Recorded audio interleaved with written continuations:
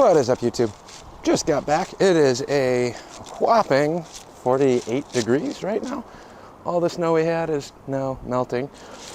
Garage door's open, and the parts I had at the machine shop are back already. Super fast. Excellent job, as always.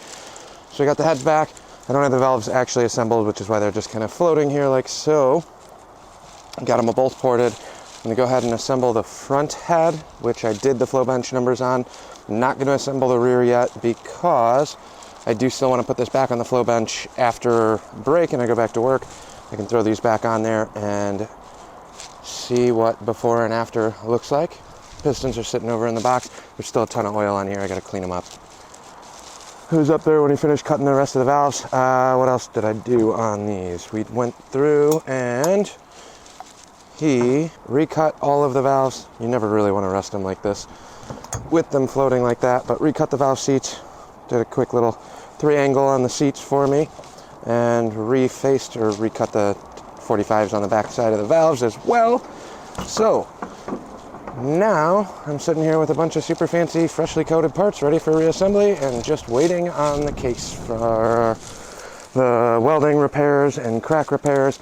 I decided to have him, I was just over at his shop today, it's a buddy of mine, so I was over there talking about some other work and decided to have him just weld up the drain plugs on the bottom of the case too, since he's already messing around with it. That way I don't have to worry about the leaks out of the bolt holes, and if I have to do oil changes or anything like that, I'll just take the primary apart. So that's where we're at. New parts ready for reassembly once everything else is done. Yeah, look at that. You know you got a good woman when she buys you a creeper that also functions as a bench in the garage. She doesn't like when you're laying on the ground in the driveway underneath cars. Anyways, back to the motor. All the stuff's laid out here. We got the pistons and everything. I will assemble the front head and slap one of these together. The other one I gotta leave apart because I am gonna put it on the flow bench after it's all done being ported with the valve job. So there might be a little bit of fluctuation on that since they're now cut with a 3-cut valve job on the seats and just a standard cut on the heads. So super excited. Now it's just waiting on the cases because I can't do anything with these and I can't do anything with the cases until I get the parts order for the last of the cam bearings and the main crank bearing that I need for the left side case. But now I can sit down while I'm working. The best. Well, it is the next day and it is ungodly warm outside. A whopping 62 degrees currently. The sun is down and it is 62 degrees out. This is very not the norm for northern Illinois, just shy of Wisconsin. So didn't get around to putting the heads in or putting the valves and stuff back onto this last night, so we're gonna do that real quick tonight. Get these all slapped back together. Then I got a bunch of stuff to do outside in terms of cleaning up the cars and doing all the things I've been avoiding when it was 5, 8, 10, negative 10 degrees. So a little clean up on the cars outside. We'll slap these heads together. Let me just get you guys set up on a tripod and we will go from there. Okay, so finally, after years and years of not doing it, I finally just made a quick little tool here. So this will go into the broken vise that I have in the corner and hold this front head. We're only doing the front head. I'm not doing the rear because I am going to flow bench this one as well after New Year's when I go back to work. All right, so we're set up on the vise and the fancy new spark plug jig tool.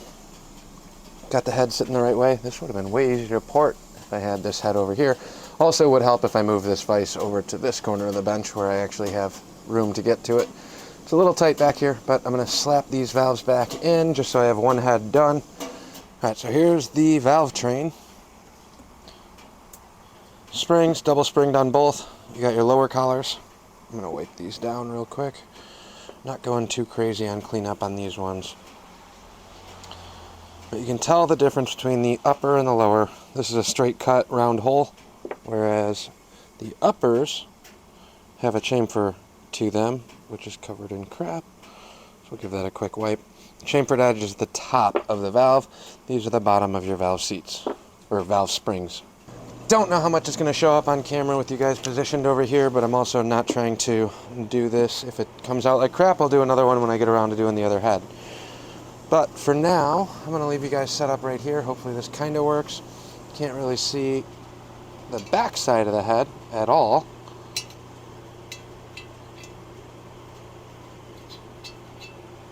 Set on the exhaust side or intake side.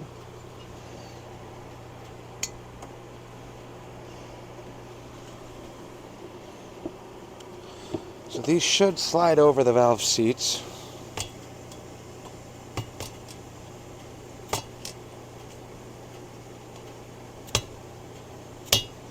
This one's a little tighter than I want it to be, but we'll make do. So seat goes in. Let's see if I can adjust this a little bit.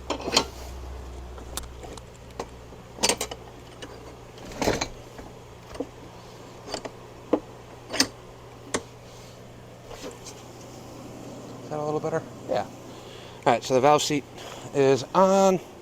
Then we have our springs, which will sit like so.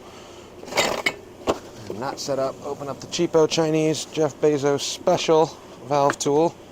Alright, valve spring tool reassembled. It's still just as crappy as it was before. But now we can lay this in. And this time I actually have a thing to hold it upright. So it should stay in place. So the chamfered one is going to go on top. This will sit on the valve. I also need to drop the valve in there. That'd probably be helpful. We're doing the exhaust side first. Don't forget to drop your handle, which 2 quick tack welds would be fixed and no longer immobile. Or it'd be something I wouldn't drop every 2 seconds. But where's the fun in that? Oh well, handle fell underneath the bench. That's fine for now. We don't need much. Screwdriver will work. Valve is now in.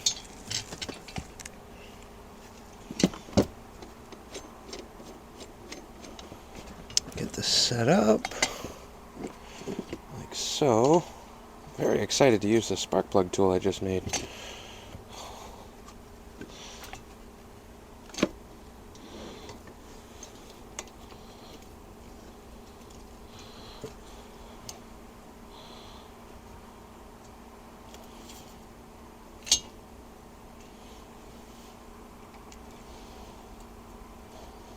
And we'll just work on compressing the spring. Probably could have tightened this spark plug a little bit tighter down here. Made it a little easier on myself. But where's the fun in that?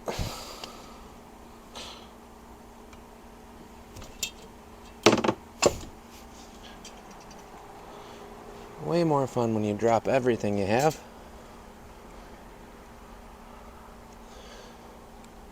Drop the collars in.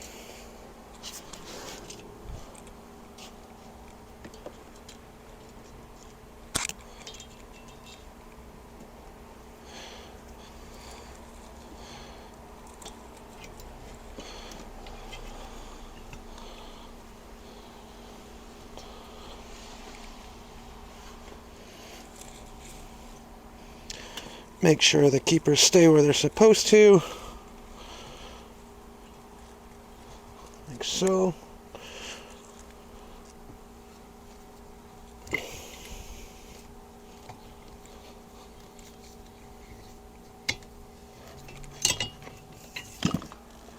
There we go. And exhaust is done. Now we can do the intake. Alright, note to self, I will move the vise to the other side of the table because it's kind of a pain in the ass. But on the intake, drop the valve in. Oh, you gotta be kidding me. Fancy tool. Long spark plug thread. Too long for the valve if I thread it all the way in. So let's do that. Re-drop this back in. That'll be fine there. Lower collar goes on first, then the spring. Valve's already in. So lower collar slides on. Then your double spring. Then we'll jig up the tool. Alright, so on the spring compressor, just getting this laid out. The intake side's a little bit easier to do because there's such a big cut in the valve. So same deal. Got that clamped down below. Get this kind of tight to hold a little bit of tension on here. Now that the head's floating, I don't have to worry about wrestling this around nearly as much. Keep this centered on the valve. Crank this down.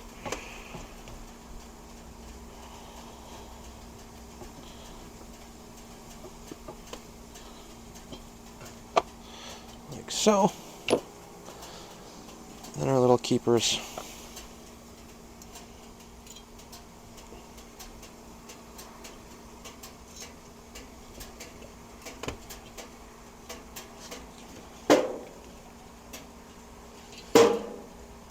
Make sure they catch into the groove on the valve. Sometimes it's a pain in the ass, but a little bit of wiggling with your shitty valve tool will get them stuck on there. There, I just lost this one. It's just pivoted. So we're halfway there.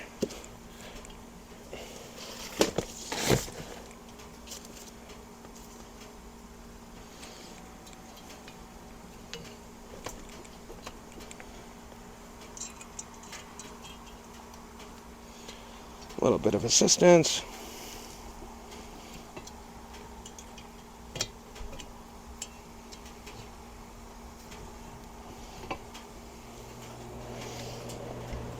And there we have it.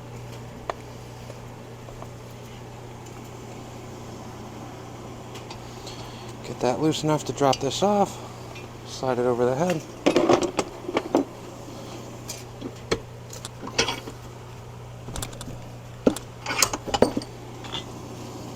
There we have it. One exhaust valve and intake valve done. We're good to go. New flow bench numbers coming on the new one in a little while. And that's it. One head is now done and assembled. One head is not, because I need to wait till you need the valves free floating. Just slap them together with a real weak spring on the flow bench. So saving that one till after break, and I get some new numbers for you guys. One head is done, one cylinder is done. Now I'm just waiting on the cases from my buddy from the welding repairs, and we will go from there. Forgot about the best part of the day. Doing the early morning browse on the Facebook Marketplace. Set of headers for a small block came up. Ford, obviously. I ended up getting headers, H-pipe, and a decent set of Flowmasters. They're far from perfect. A little worn, but complete exhaust basically from the motor back for a whopping 100 American dollars. Good deals. They're out there. Just look. Hopefully they fit the Falcon. I really am not anticipating any of those actually fitting proper, but if I can add them to the wall. I got long tubes and, I mean, just the H-pipe. That's a nice piece. So just the H-pipe justified the purchase on that one, plus some actual mufflers. Falcon definitely needs some exhaust work. When we drove it yesterday, battery died going to breakfast, which sucked. Well, died leaving from breakfast, rather. Not that big of a deal. Just the battery fired right up once I put jumper cables on it. That one definitely needs an exhaust. I just got that little shorty, the stock factory tubular manifolds to like maybe an 18-inch section, and then just some glass packs.